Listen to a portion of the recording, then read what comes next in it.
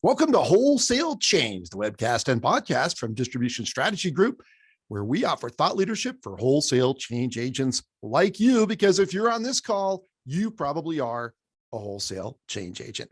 My name's Ian Heller. I'll be your co-host today, along with my business partner. He's the emperor of Excel.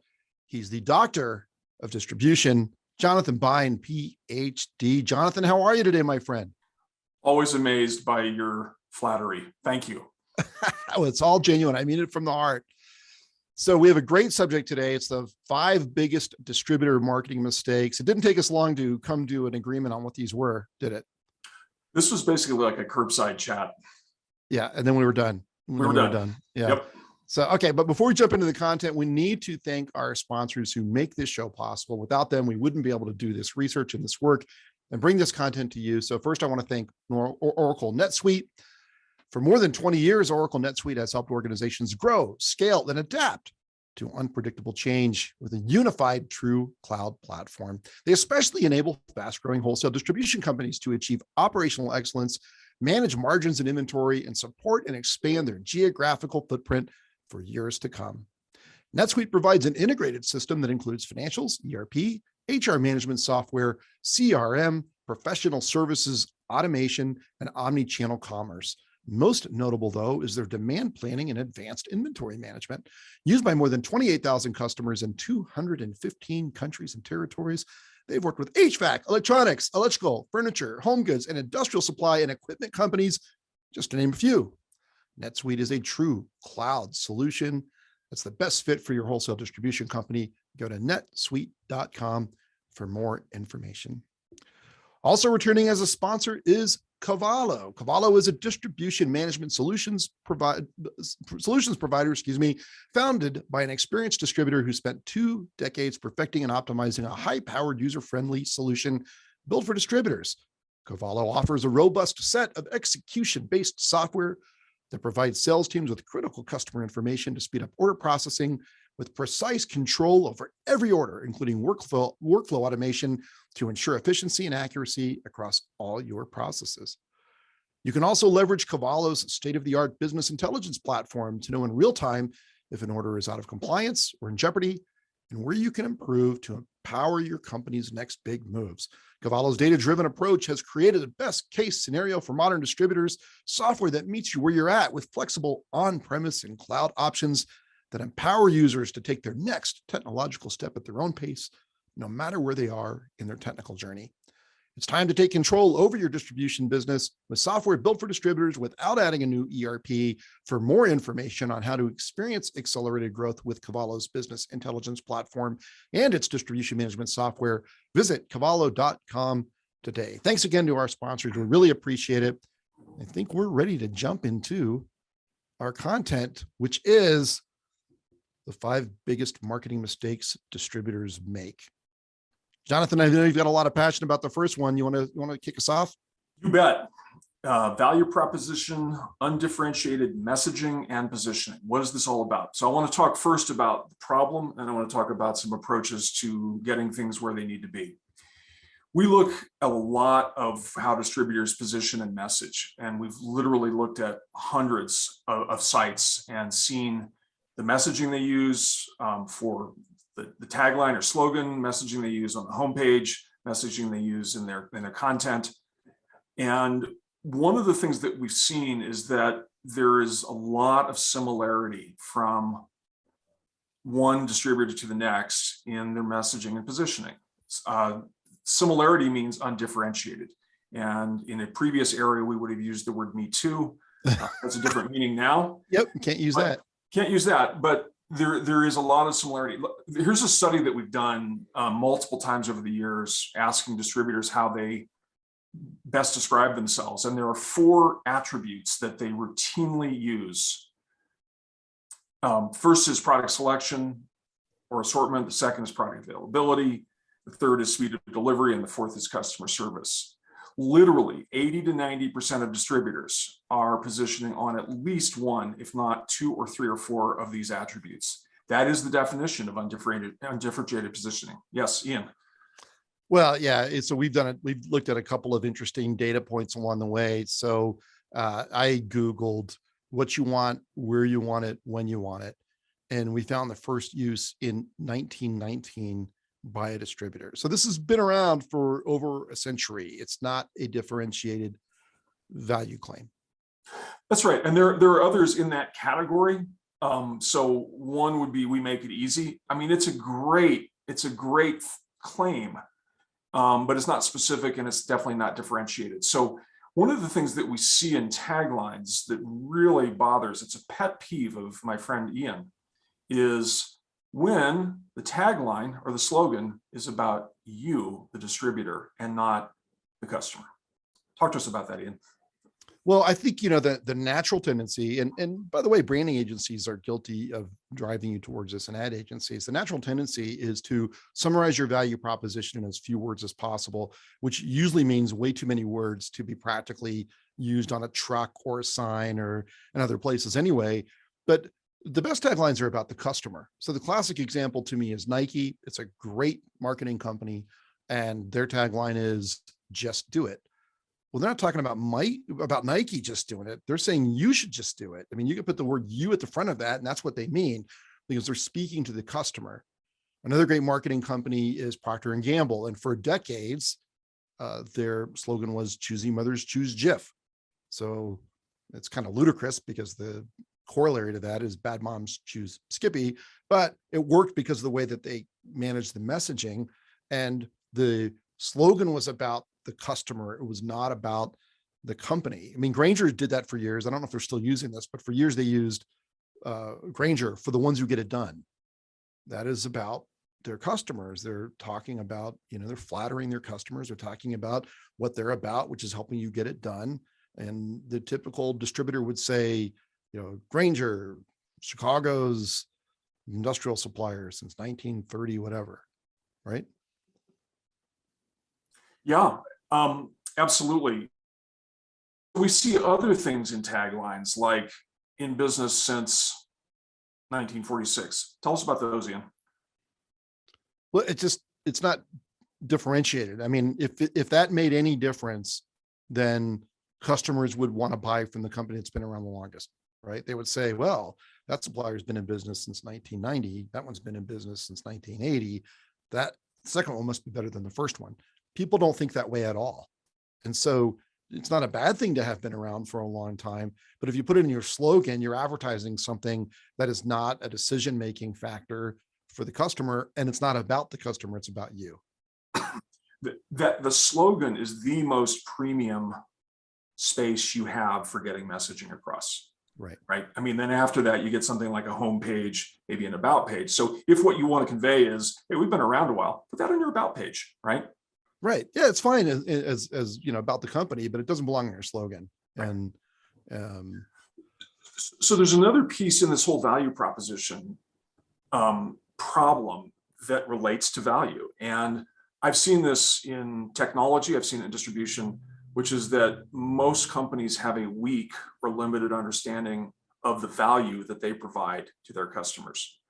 So when we've surveyed companies in technology in the past and in distribution several times, literally 90 to 95% of the respondents think that they are adding more value than their competitors. Everyone's above average. Everyone's above average, Lake Wobegon, right? Right. And we know that everybody can't be above average. So at the end of the day, what you want to do is you want to really understand what is it that you do, good, better, best, maybe incomparably best, uncatchably best, that customers care about and will pay for, and that ideally is not claimed by your customer. Those are three different things. What's important, what do you do well, and what's unclaimed. And from that, you can start to build out messaging, including the tagline, which can often be more emotional. And then a lot of the value proposition and messaging might be more rational, appealing to quantitative kinds of thinking. So this is a big opportunity.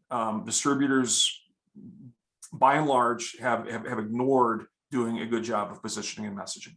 And the last thing I would add before we move on, Jonathan, is if you go through this work and you can't come up with something, you probably need to refine your strategy so that you have something that's differentiated about your value proposition. 100%. Okay, the next one on the list, number 2, is marketing's failure to own customer lifetime value.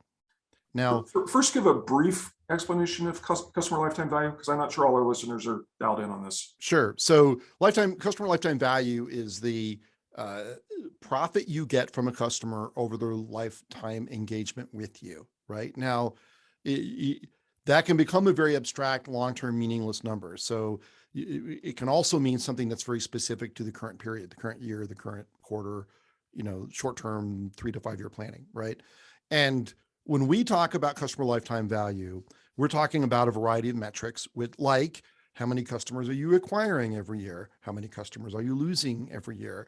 What is your average order value? What is your order frequency by customer, et cetera, et cetera, et cetera? How many product categories are they buying? How many lines are on every transaction? These are all things that contribute to customer lifetime value. What's your cost to acquire a new customer, right? So customer lifetime value is really important. And frankly, it's what marketers affect directly, because marketers are out there trying to measure their contribution to a campaign. We did $1 million in this tool sale. Well, yeah, but the sales reps say that they got that $1 million, and the branches say that they got that $1 million. And the marketing department says that they got that $1 million. Well, the marketing department's responsibility is to make your company a great marketing company, not just to build a great marketing department. And so what marketing directly impacts is customer behaviors, how frequently they buy, how many you acquire, how good you are at retaining them. And Jonathan, in most organizations, nobody owns those metrics. Yeah. If you ask most CEOs or C-level employees in a distributor, what is your retention rate or your defection rate, conversely, most companies can't answer that. And even, in fact, they're delighted to engage us to come in and answer that for them, right? Yeah, and even if they know, they don't have a goal for how they're going to perform the following year, and nobody's in charge of making that happen. Right. And so marketing has a real number it can own. And by the way, once people catch on to the power of this, it's incredible. We have a spreadsheet we'll be happy to send you. If you're interested, just drop us an email.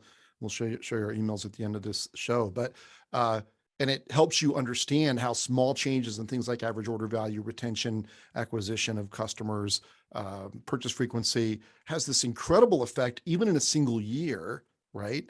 And that's how you build your marketing budget is, can marketing make those changes in customer behavior happen, right? And from that, you derive the budget and you hold the marketing department accountable. But over 5 years, it has this compounding effect that's amazing. It's the gift that keeps on giving. Yeah.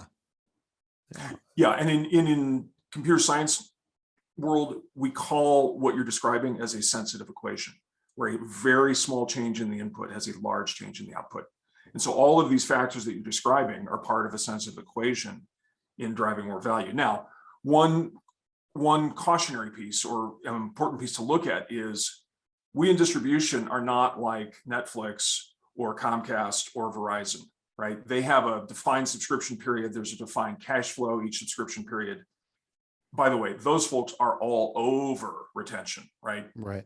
I mean, they look at each 1/10 of a point that they can eke out in retention because they understand that. In distribution, it's very different. You might have different understanding about when a customer has defected. You might say, well, active customers have bought from us in the last year, right? And that might be a good definition. You might also look at product category attrition, yes. Right? You want to talk a little bit about that versus the overall attrition? Well, you mean in terms of like the value of buying it? The concept of measuring at the product category level. Yeah, right. So how many product categories is somebody buying, and what percentage of your customers are buying in different categories? And it's an important metric because the broader the range of products that customers buy from you, the more likely they are to stay engaged. It also shows they understand your product mix, which is, we'll get to that later, but that's often a problem. The other thing is customer lifetime value calculations have this asymmetric nature, which is a lost customer can only go to 0. They don't go negative. A customer you keep tends not to stay at the same level. They tend to grow over time. So you get a multiplier effect because of, the $10,000 customer becomes a $12,000 customer, becomes a $14,000 customer versus the downside case of 0. Yeah, and as you expand those product categories, I mean, that stuff's like flypaper. It's just, it is so sticky in terms of that overall customer retention. Right. Okay, so that's number 2. You ready to move on to number 3? You want to talk about this one, Jonathan? You bet. Communication frequency. What we have here is a failure To to communicate. We're aging ourselves, buddy. That's from a movie. I know. You always point out our age whenever I do something that's like, makes us old. I was Okay. going to say it at the Lake Wobegon thing, but I held back and I couldn't resist anymore. I'm sorry. I know. Okay. Guilty as charged, Your Honor. So the thing about communication frequency, this was originally, we started to understand the value of communication frequency back in the direct marketing, print marketing days. And you're sending catalogs, you're sending flyers. And what we learn is that when you have a small number of customer touches, you're going to get a small return. If you have a large number of relevant customer touches, you're going to get a large return. There's any number of psychic impediments that distributors have in understanding the importance of communicating relevant content on a frequent basis. The first is that you often assume that your customers know what you sell. And even if you are a smaller distributor, you probably have thousands, if not several tens of thousands of SKUs. So you don't even know all of what you carry, not to mention your customers. And customers are constantly surprised, like, wow, we didn't know you had that product category or that brand or that product, that SKU. So they assume you sell abrasives, but they don't know you sell adhesives. So part of the thing in communication frequency is expanding their mental map of what it is that you sell. They think of you as the abrasives folks, but you sell adhesives, you sell safety equipment, you sell cutting tools. There's a whole set of things beyond abrasives that you sell. The other thing is that can I just jump in real quick, Jonathan? Please go for it. Yeah. So look, when customers need a product, they envision it in their mind and they think about where they've seen it for sale. That's how they get to the evoked set of suppliers. You have to constantly be identifying different kinds of products and brands and categories in the minds of customers and prospects, or you're not going to be on the evoked set when they need the product. And those images in their heads decay because other competitors are playing in their own images in your customers and prospects' heads. That's why things like big catalogs and display merchandising and web pages that are well merchandised have such a big effect on driving customer purchases. I call it the golden rule of distributor marketing. The more frequently you communicate relevant offers to targeted customers, the more frequently they'll buy from you. Go ahead. Terrific. I think another piece of this, and this is a psychic impediment, is many B2B or distributor marketers assume that your customers are like you as a private citizen. So me as a private citizen, I don't like getting phone calls on my landline. I don't like getting junk mail. I don't like getting junk email. And you project that onto your B2B customer. We've actually done numerous end customer surveys where the distributor finds out that their customers want to hear from them more than they ever knew, right? We want relevant offers. We want to hear from you via a field sales rep. We want to hear from a proactive inside sales rep. We want to hear from you about relevant offers. So this projection of your private citizen persona onto your B2B customer results in a very timid approach to marketing. And I've spoken to distributor marketers like, oh gosh, we'd never want to bother our customer. Fortunately, some of those people have retired, by the way. And I hope that in our audience, we've moved beyond that. But definitely, all of this is in service to getting relevant and frequent offers. Yeah, Jason has put in the chat, why is it that distributors think it's okay to make an in-person sales call once a week but not send an email? Isn't that brilliant? Yeah. Yeah. I mean, that's a much higher cost touch for me as a customer to spend time with a field sales rep than to, make an evaluation of an email. Do I look at it or do I send it in the round file? Right. Exactly. Yeah. So, I mean, yeah. And when I was running marketing departments, I wanted a lot of outbound touches to customers. We focused really hard on relevance, right, where we could.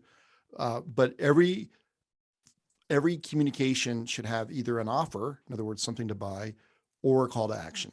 In other words, request information, request a sales call, sign up for our training. You want a response mechanism because the entire company needs to become ravenous for customer data. That we want the contact information for every customer and prospect. I don't want any anonymous purchases, no house account purchases at the counter. I want customer data and prospect data. I want sales reps sending me photos of companies that I will check out to see if they're on our database or not. It really needs to become an obsession. Ravenous for customer data. Ooh. Ravenous for customer data. Yeah, that's what we want. We're going to come back to that idea. Okay, this next one is related to the last one, which is number 4 in our list of biggest mistakes distributors, marketers make is they use one size fits all marketing, right? So we talked about relevance earlier, but you've got different segments in your audience, right? You don't want to send a manufacturing product promotion to a construction company. And similarly, though, even the personas often vary. The production person in an organization, like a plant manager or job site superintendent, often has different needs and may even be in conflict with their purchasing counterpart in the same company, right? So they're rewarded on different things and they don't have common needs, but we often send everybody the same thing all the time. Now, there's a certain amount of that you have to do because you don't have all of the information, but where you can tailor the information you should. And the example I give is I love motorcycles. You can send me any offer or piece of information on motorcycles and I will read it, but don't send me anything on children's clothing because my kids are grown up and I don't have any grandkids. So relevance makes a big difference in the frequency tolerance, right? So if you are sending relevant offers, people are willing to hear from you more often than if you're sending them things that are irrelevant. Yeah, so I think if we look at this in just in an email setting, if you are doing just blast your entire customer base, then you are falling into this trap of the one size fits all. And what you find is that if you do more frequent, smaller, more relevant blasts, if you just were to do 4 or 5 broad customer segments with 3 or 4 personas, you are already way the heck ahead of your one size fits all blast to your entire list. So tying back to what Ian said before, if you have been ravenous for customer data and you've been collecting that customer data, you now have the information to go beyond the one size fits all. So I think actually this is almost like a 4A or another point that marketers make as a mistake, which is they don't have enough data about their customers to do the job properly. Yeah. And the reality is that if they're an existing customer, you know what they've bought in the past. So you've got some data to work with because you can send them something that's related to things that they've bought before. Retailers do it all the time, right? You bought this, might be interested in that. There are even more exotic things that you can get into in terms of about customer data. So if you're able to measure operating margin or operating profit at the customer level, you're going to start to see some pretty stark differences in different sectors of your customer base. We had a client in the PVF space, very well-run business. They were able to measure operating profit at that level. And what they found was that their industrial customers were generating literally 5 times as much profit as their contractors, contractor segments. So for every dollar they sold in industrial, they had to sell 5 in the contractor segment to get the same level of profit. So that's a segment perspective, but another segment perspective is looking at your customers by the size that they are relative to you. You're going to market differently to your top 10% of your customers than to the next 10%, than to basically the bottom 80%. So, right. Yeah. All right. You ready to move on to number 5? Let's go for it. This is pet peeve of mine. Can I read it? Go for it. You measure your digital success by your shopping cart. So pet peeve is not like teacher's pet. I was never that. Okay, I'm not saying you were. I'm just saying the concept of a pet peeve is different. Pet, right? No, it's pet in a bad way, right? So we see this all the time, right? We ask distributors, how are you doing with your digital commerce? And they say, it's been a big failure. We spent $2 million, pulling together our product data, building out their website capabilities. We roll it out and we've sold $300,000 in the last 2 years. Generally speaking, isn't that the answer we get? Absolutely. And what that ignores is the vast majority of business buyers can't buy it through your shopping cart because they have purchasing systems that they have to interact with. So even if they wanted to put the item in the cart and check out, they can't do it, and they're never going to do it. And so distributors build these sites that are like, they're like retailers, right? Like, well, we're going to draw people to the to the website, then we're going to convert them to the shopping cart.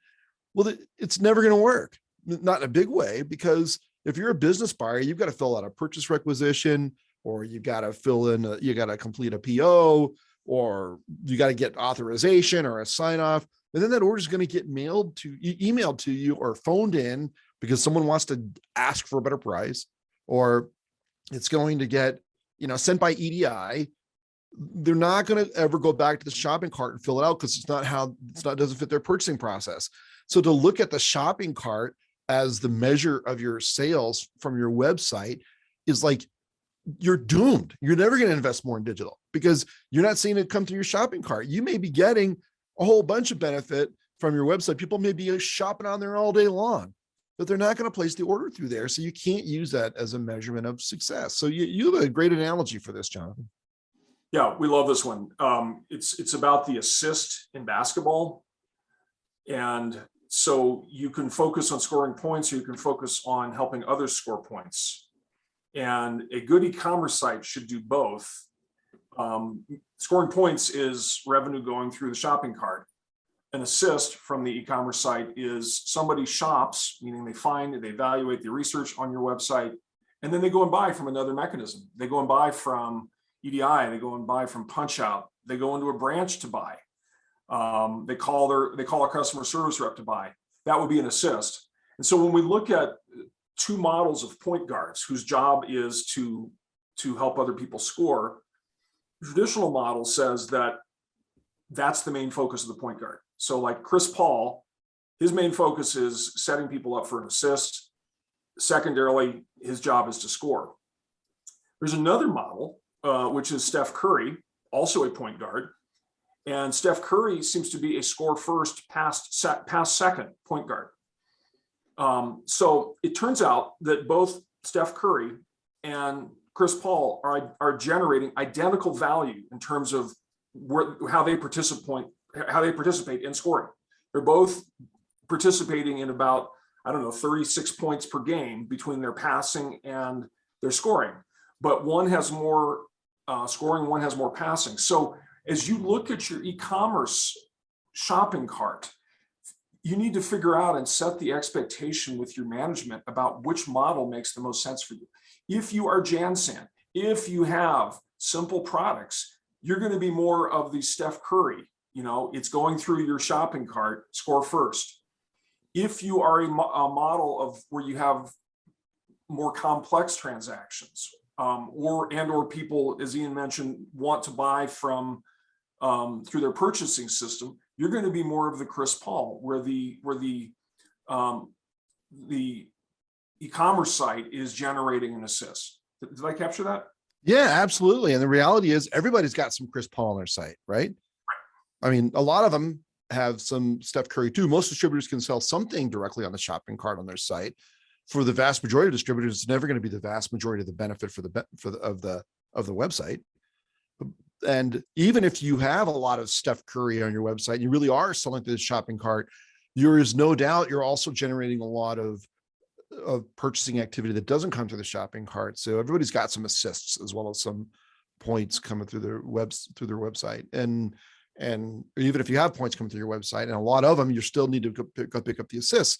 And so if you don't realize this, you wind up getting into what we call a digital doom loop, where I built these capabilities and it didn't work. I guess my customers don't care about the web. They don't care about buying online. I mean, we've heard people say that as though out of the whole world, there's this one little corner, which is the customers for these distributors who aren't digital.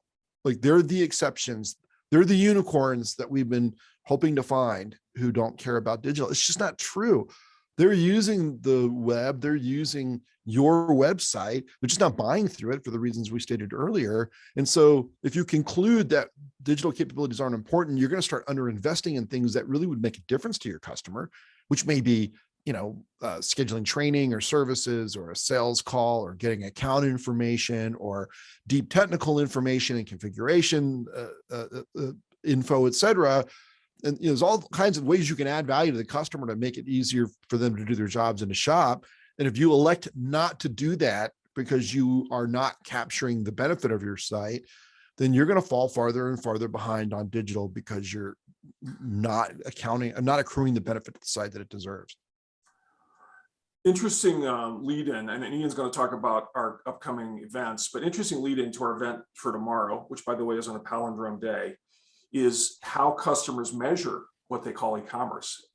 And so there were several choices. Obviously, what goes through the shopping cart people measure is e-commerce. About a third are also including the e-procurement things, email order automation. As they should. Punch out, EDI. And there was a fifth category.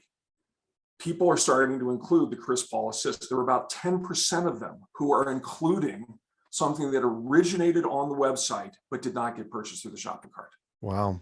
That was amazing. I was looking at that yesterday with Dean, and people are starting to look at the Chris Paul option is in terms of their measurement. Well, that's good. I mean, I think we're long overdue. A lot, and we got some suggestions about how to do that. And I think there are programmatic ways you can do it, but there's some manual methods you can do to get an estimate that are important. We probably don't have time to go into them here. Okay, Dr. Beinstein, anything else you want to address before we wrap up today? Dr. Ian Stein, I think there's some chat comments that we want. Oh, there are. Okay, yes. Sorry. Let's see here. Okay. I meant Dr. Hellerstein. I didn't mean to be so familiar with you to call you by Ian.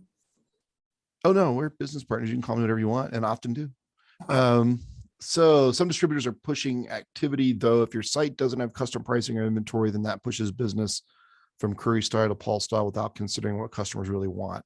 Yeah, thank you, Jason. That's right. I mean, look, you gotta have, if customers want to buy on your site, you have to be good at it. And it's easier than ever to be good at it because there's so much software available. So we're not saying you shouldn't try to sell on your website. We're saying that's just not the main benefit for most distributors. And then Bill's saying too many distributors see e-commerce as a cost center, not a customer prospect engagement tool. That's exactly right. And so if you're not capturing the value that your website is creating in terms of, you're not using it to get prospects to check you out, make a first time purchase, or to drive retention and hooks deep into the customers' organizations, then you're under optimized. You're building the wrong site. You're under optimizing it. You're measuring it wrong. It's a bad triumvirate.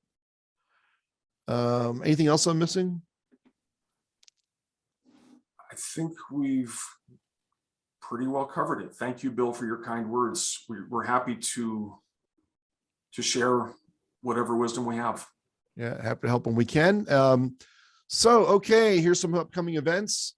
Tomorrow, February 2nd at noon Eastern, 9 o'clock Pacific, the 2022 State of E-commerce Part 1, brought to you by Pros, Optimizely, and Oracle NetSuite. You're not going to want to miss this, Jonathan. You've been more involved in this than me. What should people expect?